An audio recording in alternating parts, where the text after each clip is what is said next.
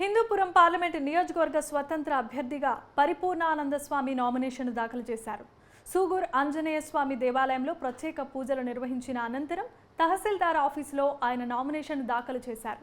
BJP ప్రాథమిక ధ్యానంలో భాగంగా ఈయన పోటీ చేస్తున్నట్లుగా తెలుస్తోంది.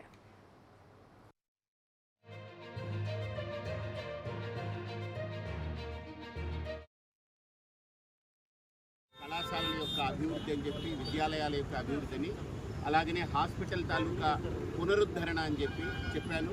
ఇంకా 4 అంశాలు ఉన్నాయి. అవన్నీ మీడియా ముందు నేను తీసుకొచ్చి ఈ 7 అంశాలని నేను మీడియా ముందు ప్రతిపాదన చేస్తాను. ప్రజల దగ్గరికి దాన్ని తీసుకెళ్తాను. ప్రచారం ఎప్పటి నుంచి చేయబోతున్నారు? ప్రచారం ఖచ్చితంగా గుర్తు అనేది గుర్తు అనేది వస్తేనే గుర్తింపు ఉంటుంది. కాబట్టి ఆ గుర్తుకు అప్లై చేశాము. వాళ్ళు 29వ తేదీ కానీ లేదా 30వ తేదీ కానీ గుర్తు కేటాయిస్తారు. ఆ గుర్తుతో ప్రచారానికి వెళ్తాం. ఈలోపు అంతర్గతంగా నాకు కావాల్సినటువంటి నా మద్దతుదారులు ఎవరైతే ఉన్నారో వాళ్ళందరినీ కలుసుకోవడం, వాళ్ళందరితో మాట్లాడడం జరుగుతుంది.